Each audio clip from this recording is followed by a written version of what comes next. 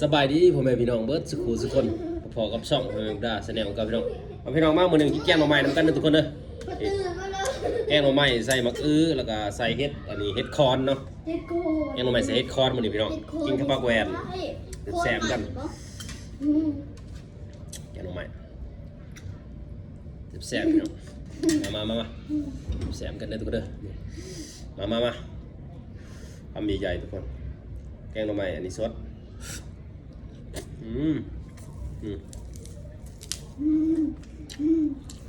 ผักแหวนทำไมอยากจะมัวแต่โดนเวลานี่พวกหนักไล่เสือคำใหญ่กลัวจะเลยดูหนักไล่บดวันบดวัน กระปากกู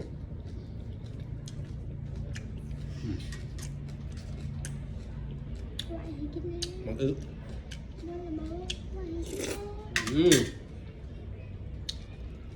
แซ่บ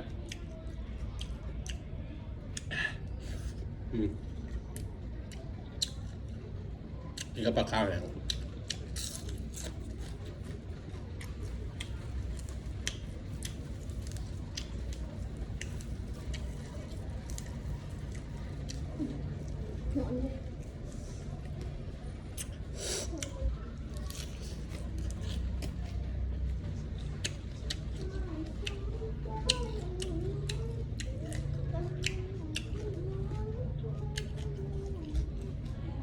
หอนย่ำผักแหวนเลยทุกคน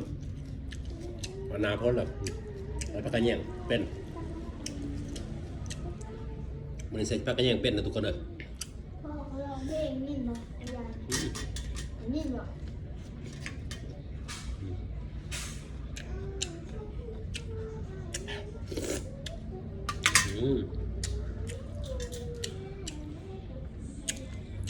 เพชรผู้ดีแซ่บ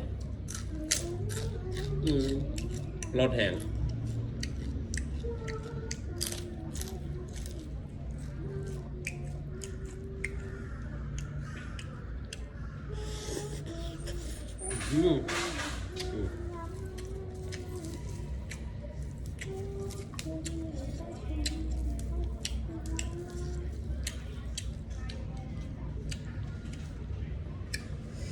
ผักแวนกำลังเกิดเนาะทุกคนช่วงนี้ช่วงหน่อไม้กับกบช่วงนี้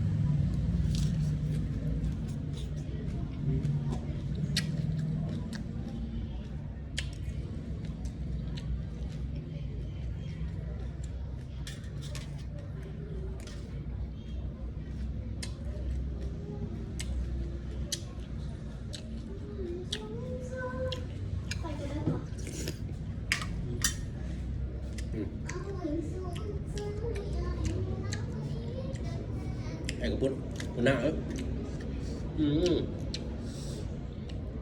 มีแต่น้ำมันเนาะ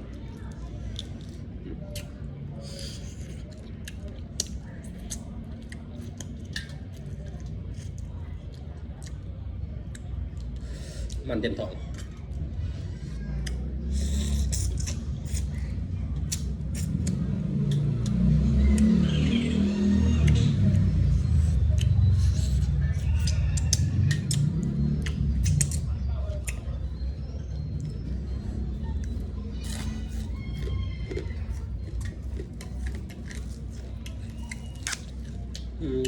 ผักแวนผม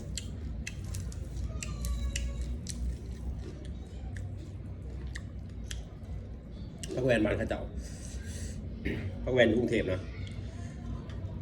แวนกรุงเทพการใหญ่ขนาดทุกคนเลย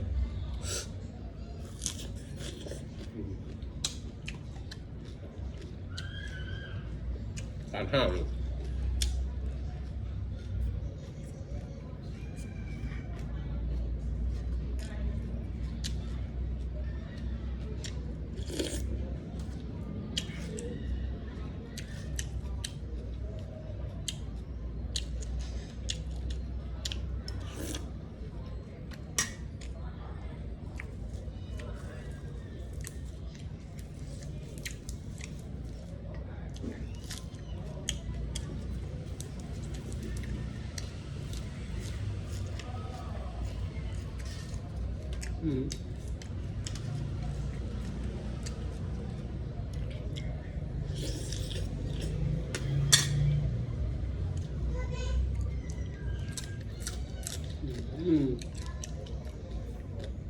กรอบครับ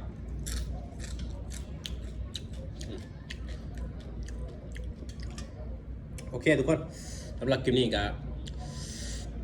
เขามาแล้วก็อย่าลืมพี่น้องฝากกดไลค์กดแชร์กดติดตามเนาะไม่ว่าทาง YouTube และทาง Facebook เนาะสำหรับคลิปนี้ขอลาไปก่อนพี่น้องบ๊ายบาย